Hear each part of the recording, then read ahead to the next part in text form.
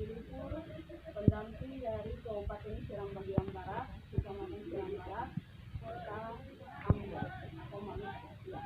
Jadi di sini saya akan membawakan materi tentang modul 4 sesi 5, yang dimana tentang pencegahan dan penanganan stunting melalui pemenuhan kesejahteraan bayi baru lahir dan ibu menyusui.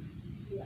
Jadi di sini ada dua ibu yang saya pakai untuk menjelaskan pentingnya pemenuhan dalam kesejahteraan bayi bahkan menyusui di siang hari ini. Begitu.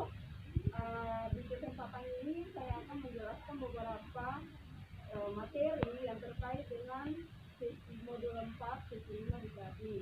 Jadi yang pertama di sini kesejahteraan tentang bayi baru lahir. Jadi di sini buat ibu dua bahwa kesejahteraan bayi baru lahir itu mulai dari bukan saja dari bayi itu sendiri dia lahir, tapi dari kandungan ibu harus juga ada pemenuhan gizi dari anak tersebut.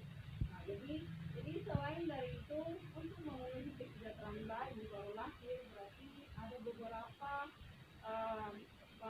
beberapa masyarakat yang harus terlibat di dalamnya. Ini terutama dalam bidang keluarga, masyarakat, dan lingkungan sekitar. Jadi di sini yang pertama bagaimana kita bisa memenuhi suatu kebutuhan atau kesejahteraan bayi baru lahir. Di sini itu yang pertama harus kita tahu bahwa harus ada pemenuhan IND. IND itu imunisasi dasar. Jadi waktu bayinya itu dia lahir harus memberikan IND. Jadi IND itu pas bayi lahir langsung akan taruh di atas ibunya. Jadi pemberian IND. Jadi pemberian IND ini bermanfaat untuk merangsang bayi agar mempunyai kontak yang kontak tubuh atau kontak fisik bersama ibunya. Nah, jadi di sini yang perlu saya sampaikan kepada ibu bahwa ketika pemberian IND atau pemberian IND itu lebih tinggi untuk anak, jadi harus lebih fokus untuk memberikan ASI. Jadi di sini ketika bayi itu baru lahir, jadi bayi ketika di dalam perut itu dia sudah mencerna atau dia makan dari ari-ari. Jadi biasa kita bilang itu dia punya ari-ari. Jadi biasa bayinya itu dia mengambil makanan dari sini. Jadi dia butuh adaptasi. Jadi waktu di dalam perut itu dia punya adaptasinya dengan lingkungan di dalam perut saja. Itu seperti dia mengambil makanan atau mengambil makanan itu dari ari-ari.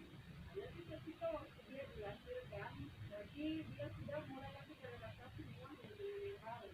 Jadi lingkungan yang baru di sini, di mana pemenuhan yang pertama itu harus ada pemberian IND dari ibu. Jadi kalau kita sudah memberikan IND atau awalnya berarti anak itu dia tidak ada punya komunikasi yang baik atau itu jadi harus diberi IND. Jadi setelah membuat rangsangan baru bisa diberikan imunisasi atau memberikan dia makanan sama seperti ASI. Jadi ASI itu harus penting bagi anak yang baru lahir karena itu memenuhi kebutuhan setelahnya harus dari keluarga dulu. Jadi ketika kita memberikan mau merasa bayi itu merasa nyaman, ibunya itu merasa nyaman, berarti harus dari pihak keluarga, terutama di sini itu dari suami. Jadi yang pertama itu suami.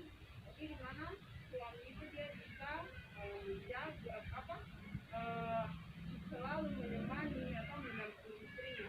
Terlebih khusus itu dalam bidang pemberian ASI eksklusif bagi anak balita tersebut. Jadi di mana ibu tersebut suami tersebut harus terus mendampingi istri. Jadi dalam arti pelayanan membawa itu dari rajin untuk memeriksa bekerja sama. Jadi bisa membantu yang lain atau menyiapkan beberapa keperluan daripada bayi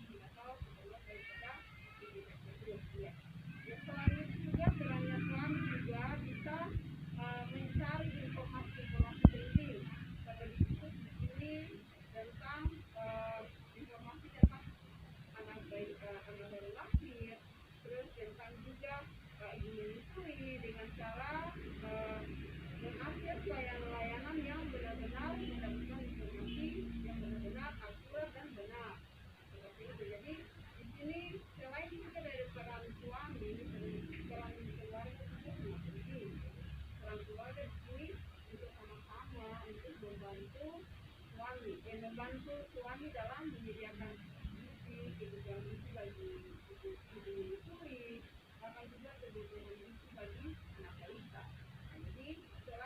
Nah, jadi selain dari kebutuhan itu harus juga bisa atau harus dari masyarakat seperti ibu-ibu sering harus banyak membuat kegiatan yang berhubungan dengan kegiatan posyandu, selain daripada posyandu PKK, atau juga ada juga kegiatan-kegiatan lain seperti ada materi-materi yang diberikan dari bagian pihak, dan itu harus ibu-ibu mengikuti kegiatan-kegiatan tersebut agar mengetahui atau dapat memahami tentang pentingnya pelayanan kepada balita dan ibu-ibu. Jadi kita harus banyak mengakses tentang layanan-layanan kesehatan yang ada di masyarakat. Selain daripada itu juga ada juga beberapa faktor yang mempengaruhi ibu-ibu dalam pemberian ASI, bahkan selain pemberian ASI juga penanganan kepada anak bayi. Jadi karena kebanyakan juga ada ibu-ibu yang sering atau desa-desa tertentu yang menganggap seperti bilang tidak menjadi tradisi. Kadang mereka pikir kalau ibu hamil itu tradisinya atau beberapa makanan penting yang harus dibatasi. Jadi itu faktor-faktor lingkungan yang ada yang mendukung atau tradisi-tradisi yang mendukung, ada juga yang tradisi-tradisi yang tidak mendukung. Nah, jadi di antaranya yang mendukung itu tradisi yang mendukung, ya dirasakan orang sering buat penyebutan bayi atau syukuran bayi. Selain dari itu juga selain syukuran bayi, ada juga yang ibu-ibu yang mitos yang makan sayur katok, makan minum jamu. Nah, itu tradisi-tradisi yang mendukung seperti itu masuk dalam kategori tradisi dari beberapa daerah atau beberapa orang yang sering menganggap bahwa makan katok atau sayuran itu membuat aksi jadi banyak. Itu memang masuk. Tapi juga ada juga beberapa faktor yang mitosnya atau dibilang mitos tidak benar. Ada kala kebanyakan tuh biasa kalau ibu-ibu jaga diri biasa orang jaga diri. Nah, mama kalau lagi menyusui jangan terlalu banyak makan ikan, daging, toh dan sebagainya. Katanya nanti air susunya itu berbau amis, amis dan sebagainya. Nah, itu perkiraan yang salah. Nah, itu tidak masuk dalam hal yang baik untuk kita pakai. Karena ibu hamil itu harus minimal dia membutuhkan protein, jadi harus ikan, ayam dan sebagainya itu dia harus makan. Jadi kalau tidak makan berarti katong akan kekurangan protein, gizi di dalam katong tubuh. Lalu bagaimana kita bisa menyusui? Nah, seperti itu. Jadi harus pemenuhan ibu hamil itu harus kita minimal kita harus bisa tahu informasinya itu yang benar dan akurat seperti apa yang harus kita ambil. Iya. Jadi di samping itu juga kadang juga ibu-ibu juga sering selain dari mitos itu juga ada yang bahwa harus orang menyusui atau bayi yang baru lahir atau harus bisa jadi harus mandi, cuci rambut dan sebagainya. Kalau itu semuanya mitos. Nah, jadi mitos tidak benar. Jadi kadang kita harus bisa mengakses informasi itu, informasi yang benar-benar dan bermanfaat bagi bayi bahkan bayi dan ibu menyusui. Ya. Oke. Jadi di sini itu beberapa pemahaman yang saya sampaikan kepada ibu-ibu tentang pencegahan dan penanganan stunting melalui pemenuhan kesejahteraan bayi baru lahir dan ibu menyusui. Nah, jadi di sini mama-mama harus bisa paham apa yang kita sampaikan. Ya, jadi beta tanya ke mama dulu. Biasa kalau bayi yang baru lahir itu atau makanannya itu biasa dari usia berapa? ASI eksklusif. Biasa dapat minum ASI eksklusif itu sampai dari anak usia berapa bulan sampai berapa bulan? Sampai 6 bulan. Ya. Jadi minimal tuh ASI eksklusif itu dikasih dari umurnya semenjak 0 sampai dengan 6 bulan. Iya. Kadang juga ada orang tua yang kadang itu pikir gini, anaknya lahir itu langsung dikasih madu, langsung dikasih air bubur, katanya supaya anaknya bisa kuat, sehat dan sebagainya. Padahal semua itu salah. Dari ketika anaknya baru berusia 0 sampai 6 tahun itu harus diberi ASI eksklusif. Nah, jadi selagi dari itu tidak bisa kasih yang lainnya, cuma hanya bisa diberikan ASI eksklusif. Karena bayi yang baru lahir itu dia masih kecil dan dia punya alat pencernaan itu belum bisa untuk melunak atau mengunyah hal-hal yang keras kayak gitu. Jadi dia cuma punya makanan itu ASI eksklusif selama dari 0 sampai 6 bulan. Iya. Jadi karena mama di sini materinya tentang pemenuhan kesejahteraan bayi, jadi kita harus lebih memperhatikan kesehatan, kebersihan daripada bayi tersebut. Terutama waktu dia lahir, pasti kita harus bisa menyediakan selimut, terus kasih sayang, belayan kasih sayang dari orang tua. Nah, kita harus membalut. Jadi kalau ketika kita menyusui anak, yang perlu kita dengan emosional. Karena ketika kalau kita punya jiwa atau kita punya hati tidak membawa damai, jadi ketika kalau kita menyusui anak juga pasti anak itu juga tidak merasa nyaman. Tapi kalau ketika ibu mau menyusui anak dengan rasa nyaman, berarti harus dengan hati yang senang, gembira, pokoknya dibawa dengan hal-hal yang positif kayak gitu. Jadi anak itu juga dia tumbuh dengan baik. Iya. Jadi itu yang bisa kita sampaikan. Jadi mama ada yang mau bertanya dari materi. Ada mama 2. Ini tentang ASI eksklusif.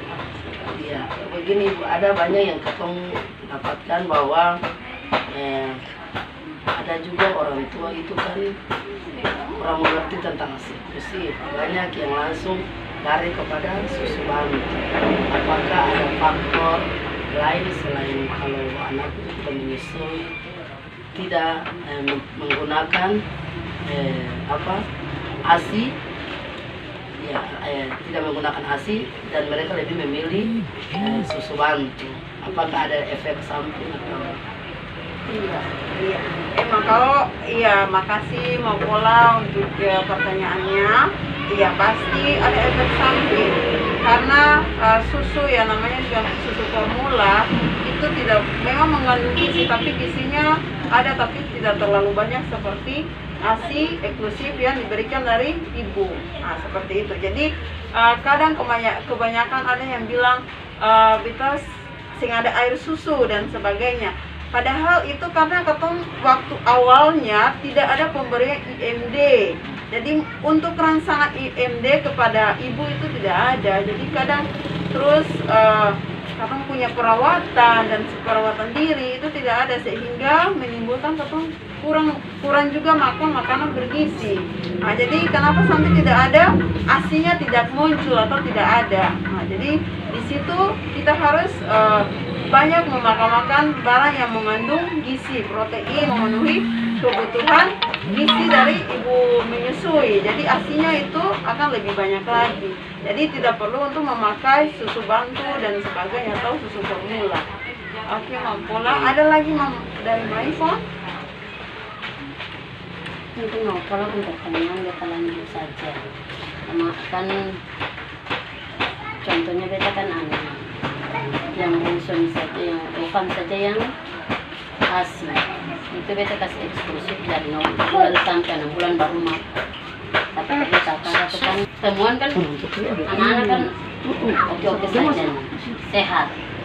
Yang kedapatan ini kemarin beta ada kawan dia, beta pun saudara itu ASI, tapi dia punya anak ini kan katong belum dapat pelajaran pencegahan dan penanganan stunting supaya jangan waktu anak lahir karena kurang gizi. Tapi kedapatan itu saudara 2 EP itu dia punya anak 2 stunting sampai sekarang.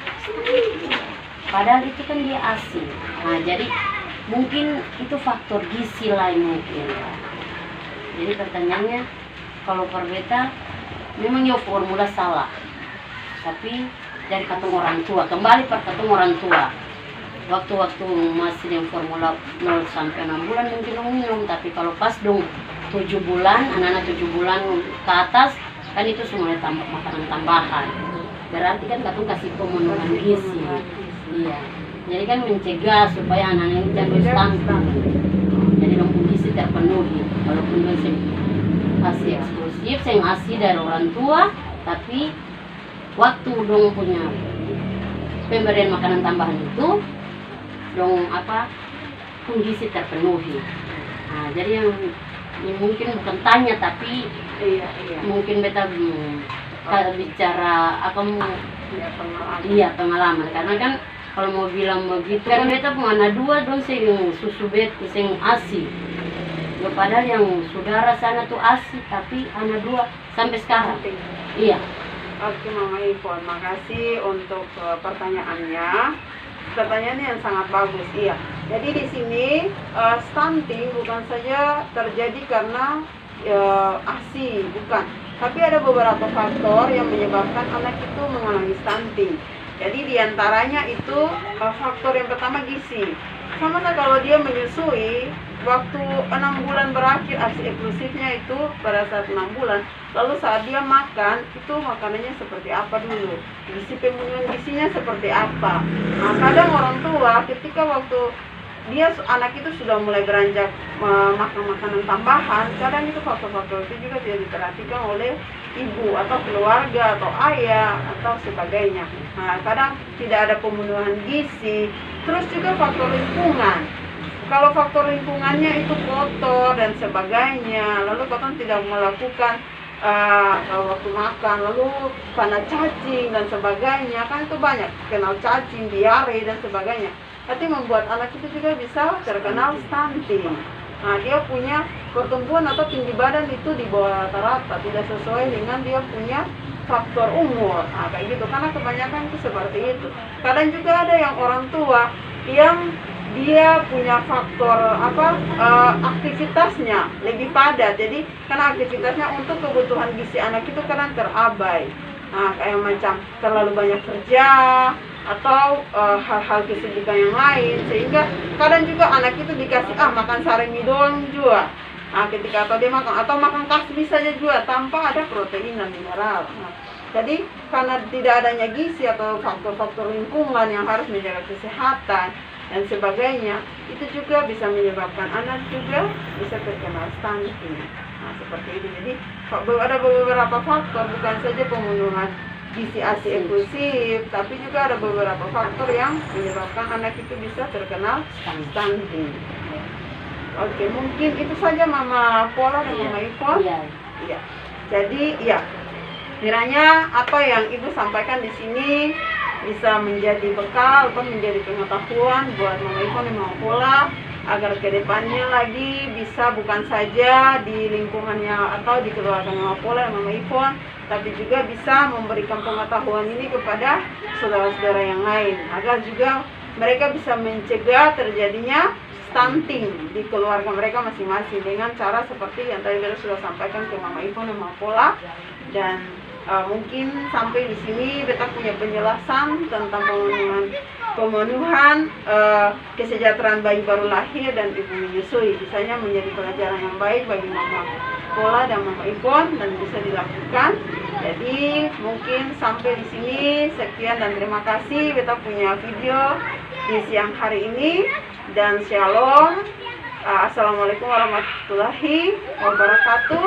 Dan mungkin ada salah atau hal-hal yang belum disampaikan, kita minta maaf yang sebesar-besarnya.